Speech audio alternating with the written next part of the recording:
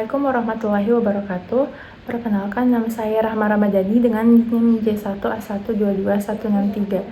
Sebelumnya, saya mengucapkan terima kasih kepada Ibu Arum Dian Pratiwi, SKMMSC, selaku dosen pengampu mata kuliah Toksikologi dan Hygiene Industri.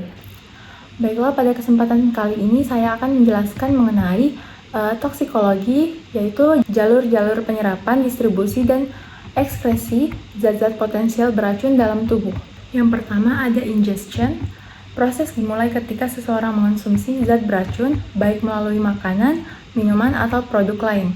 Ingesti ini bisa terjadi secara tidak sengaja, misalnya mengonsumsi makanan yang terkontaminasi, atau disengaja, misalnya penyalahgunaan zat.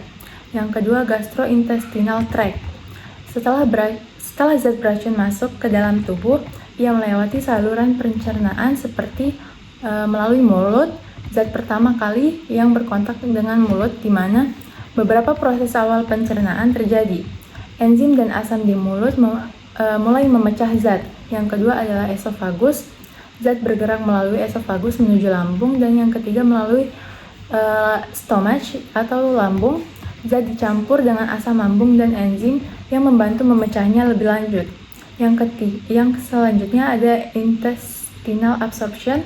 Di usus halus, zat beracun diserap ke dalam aliran darah. Sel-sel di dinding usus memiliki permukaan yang luas atau villi untuk memaksimalkan penyerapan. Pada tahap ketiga ada enteropathic circulation. Setelah diserap, zat beracun dapat memasuki sirkulasi enteropatik. Ini adalah proses di mana zat yang diserap kembali ke hati melalui vena porta. Hati berfungsi sebagai filter, memproses zat-zat berbahaya dan memproduksi empedu yang dapat membantu dalam ekskresi zat tersebut ke dalam usus. Yang keempat adalah tahap inhalation. Zat beracun juga dapat masuk ke tubuh melalui inhalasi. Ini sering terjadi dengan bahan kimia yang berbahaya atau gas. Penyebarannya melalui mulut atau hidung. Zat dapat terhirup melalui mulut dan hidung kemudian menuju paru-paru. Yang kedua, melalui lungs atau paru-paru, yang zat beracun dapat langsung memasuki aliran darah melalui kapiler darah yang sangat kecil. Tahap kelima yaitu distribusi ke berbagai bagian tubuh. Setelah zat beracun berada dalam aliran darah, ia akan didistribusikan ke berbagai bagian tubuh. Yang pertama, fat. Banyak zat beracun terutama yang bersifat lipofilik larut dalam lemak yang cenderung terakumulasi dalam jaringan lemak. Ini dapat menyebabkan efek jangka panjang karena zat tersebut dapat dilepaskan kembali ke dalam sirkulasi darah. Yang kedua, fluid. Zat dapat menyebar ke cairan tubuh termasuk plasma darah dan cairan interstitial. Yang ketiga, organ. Zat beracun dapat menuju organ-organ vital seperti hati, ginjal, jantung, dan otak, di mana mereka menyebabkan kerusakan. Yang keempat, hair, nail, skin, and bone. Beberapa zat terakumulasi dalam struktur tubuh seperti rambut, kuku, kulit, dan tulang.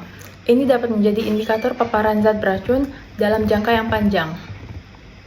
Yang keenam, ekskresi. Proses ekskresi adalah cara tubuh mengeluarkan zat beracun agar tidak menimbulkan efek berbahaya. Ada beberapa jalur ekskresi. Yang pertama ada liver. Hati yang memproses zat beracun dan dapat mengubahnya menjadi bentuk yang lebih mudah diekskresikan. Yang kedua, kidneys. Zat yang telah diproses oleh hati dapat disaring oleh ginjal. Ginjal memainkan peran penting dalam pengeluaran racun melalui urin. Yang ketiga adalah bladder. Zat yang telah disaring terkumpul di kantong kemih sebelum dikeluarkan.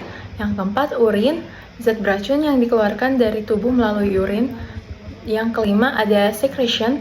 Zat beracun juga dapat dikeluarkan melalui kelenjar sekresi termasuk keringat, air liur, dan juga air mata. Bagian ini memberikan gambaran menyeluruh tentang perjalanan zat beracun di dalam tubuh manusia, mulai dari masuknya zat tersebut hingga pengeluarannya. Proses ini melibatkan berbagai sistem dan organ yang bekerja sama untuk memastikan bahwa zat berbahaya dapat dikeluarkan dari tubuh dan meminimalkan potensi kerusakan. Pemahaman tentang proses ini sangat penting dalam bidang toksikologi kesehatan masyarakat dan pengobatannya, terutama dalam menangani paparan zat beracun. Lanjut pada bagian hygiene industry. Pada gambar tersebut terdapat gambar telapak tangan yang pucat akibat getaran yang disebabkan oleh beberapa faktor, termasuk gangguan aliran darah dan kerusakan saraf, yang sering terjadi pada orang yang bekerja dengan alat bergetar dalam waktu lama, seperti pekerja konstruksi atau operator mesin. Kondisi ini dikenal sebagai Hand-Arm Vibration Syndrome atau HAVS. Kondisi ini adalah kondisi medis yang disebabkan oleh paparan jangka panjang terhadap getaran dari alat-alat tangan yang bertenaga seperti bor, gergaji, atau jackhammer. Gejala dari HAVS biasanya terkait dengan masalah pada sistem sirkulasi, saraf, otot, dan tulang yang ada di tangan dan lengan. Secara umum, gambar yang mungkin menjelaskan kondisi HAVS mungkin menunjukkan hal-hal berikut seperti perubahan warna pada jari, yang biasanya menggambarkan jari-jari yang berubah warna, seringkali menjadi putih atau biru, terutama ketika terkena dingin, yang disebabkan oleh penurunan aliran darah atau fenomena Raynaud. Yang kedua, jari dengan getaran. Visualisasi dari tangan yang bergetar menandakan dampak getaran berulang pada jaringan saraf dan pembuluh darah. Yang ketiga, kerusakan saraf dan otot. Gambar yang memungkinkan menunjukkan saraf yang terpengaruh atau mengalami kerusakan, serta jaringan otot yang lemah karena paparan getaran yang berkepanjangan. Yang keempat, tangan terasa kaku dan nyeri. Ilustrasi bisa menunjukkan tangan yang kaku, lemah, atau nyeri, seringkali digambarkan dengan tangan yang tampak sulit digerakkan atau mencengkram alat. Gambar-gambar ini digunakan untuk menggambarkan dampak fisik HAVS pada tangan dan lengan, serta gejala yang muncul akibat paparan getaran yang terjadi terus-menerus.